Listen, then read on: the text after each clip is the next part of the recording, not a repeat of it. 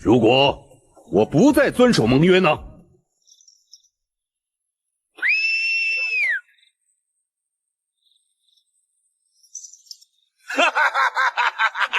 你们都来吧！这是大唐全明星武将第一次跟突厥对峙，双方虽然没有交手，但协力已经被对面的阵容给吓懵了。公元626年，玄武门的血迹未干，突厥便率领20万铁骑以陈兵渭水北岸直逼都城长安。可此刻长安城中仅有几万守军，于是刚刚登基的李世民立即召开了朝议，并让所有臣子放言讨论。暴脾气的尉迟敬德第一个站出来表态，就是一个打字，草原18部，你不打他，他是不会退的呀，对不对啊？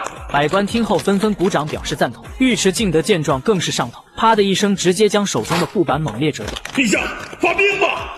然而这时宰相房玄龄却站出来反对出兵，他表示就算这次将他们击退，用不了多久一样也会卷土重来，那样的话大唐将永无宁日。想要一劳永逸，唯有将其彻底击溃，但这一次如果不能彻底击溃，就要有临时策略来解燃眉之急。而李靖一听要彻底击溃突厥，顿时来了精神，他认为大唐目前的兵力足以与之抗衡，解决18部，否则大唐将会被那些毫无信用的人永远的纠缠。房玄龄看着这些武将，只知道一味求战，却不知道突厥有多强大。突厥在隋朝时分为东西两大派，所辖地域远比大唐辽阔得多，而且齐军战术十分娴熟，因此在战略上不会坚守单一位置，来之能战，困则远走。反观我大唐以耕之为本，不方便移动搬家，一旦与之开战，我方实在太吃亏了。以目前说，我大唐既然是以耕之为立国，那么臣以为以和为上策，将来国力强大，才能解决草原18部啊！虽然房玄龄的话很有道理，但主战的尉迟敬德不想听。他认为以大唐目前的兵力，也能一举解决突厥，然后随便老百姓耕织多少年都行，再也不用担心突厥的侵扰，这也是上策呀。那如果不能一举解决呢？我请命，一举解决，以酬担保。我相信将军能够一举解决，我也相信将军不惧战死沙场，但未能一举解决呢？如果不能一举解决的话，那等待大唐的将是永无止境的战火。但如果我们能忍个2-3年就不一样了。到那时大唐积聚到了足够的国力后，即使一举不成，依旧有实力再发兵。听了房玄龄的话后，李世民没有表态，而是说起了当年晋阳起兵前时的事情。当年他们军力不够，李渊为了确保晋阳起兵成功，便向突厥称臣，跟他们借了2000骑兵。虽然面子上不太好看，但也因此建立了唐朝。朕还是觉得房玄龄说的是个实情啊。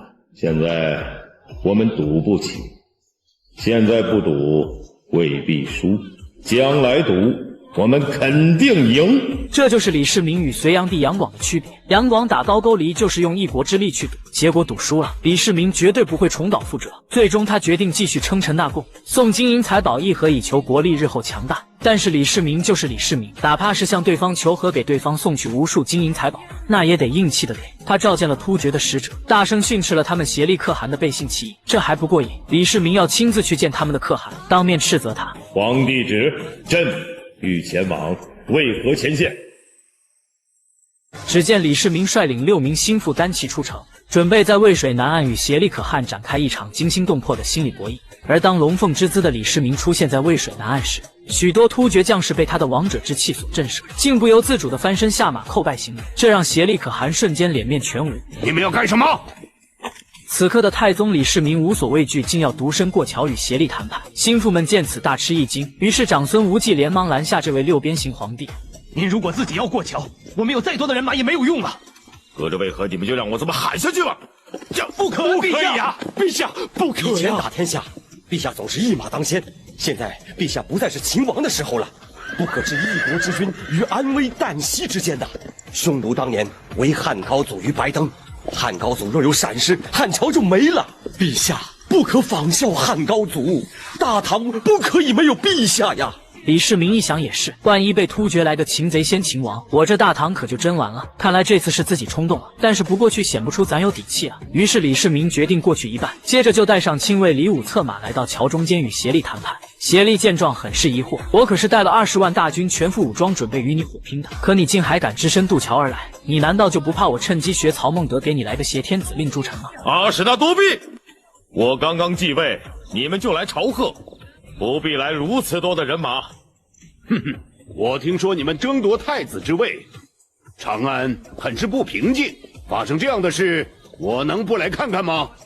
你来晚了，那已经是很久以前的事情了。我现在是大唐皇帝。说着，李世民就开始给协力可汗引荐自己身后的肱骨之臣。我要给你介绍我的中书令房玄龄，他的智慧你是永远想象不到有多高。还有我的左仆射萧瑀，他的威望你也是无法想象。我还要给你介绍我的吏部尚书长孙无忌，他的忠诚与才干你永远无法想象。你刚才直呼我的名字，很不礼貌。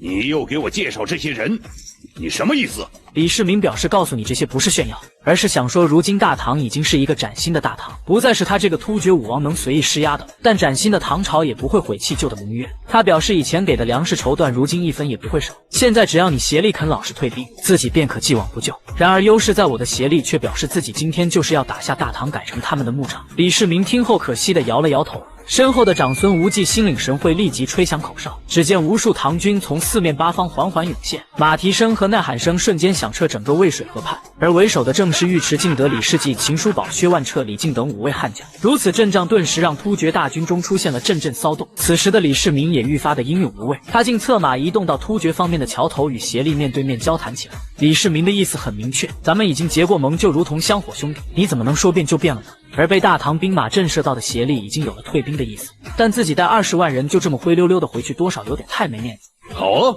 我可以不变，可是我既然来了，我不能空着手回去。李世民知道协力会趁机狮子大开口，但为了让大唐和平壮大，也只能选择答应。我们重新定好盟约，我给你你想都要的东西，可是我的兄弟，你要遵守新的盟约。好，明天怎么样？好，明天便桥上我们斩白马盟誓。公元626年武德9年8月30日，太宗李世民与突厥可汗在渭水便桥斩白马盟誓。只见一匹白马被李武缓缓牵到了桥中央。此时的他承载着李世民的仇恨、愤怒、无奈与不甘，同时也承载着突厥的狂妄、蔑视和欣喜。随着手起斧落，白马发出了最后一声嘶鸣，渭水之盟正式签订。而协力为了装好人，打算送给大唐3000匹马以及1万只羊，可被李世民直接婉拒。他只希望协力能把从大唐掠夺的百姓送回来。协力听后欣然答应。据《旧唐书》记载，此次盟约大唐国库几乎被搬空了。对于能力与自尊心相匹配的李世民来说，这城下之盟就是耻辱。他在心中暗暗发誓，终有一天要协力亲自到自己面前投降。等着吧，后会有期。多日后，李世民外出打猎，舒缓心中不快。陛下，那儿有兔子！太宗闻声搭箭，然而箭尖所指之处，却让他发现遍地是海。李世民知道那都是曾经与自己征战四方的勇士。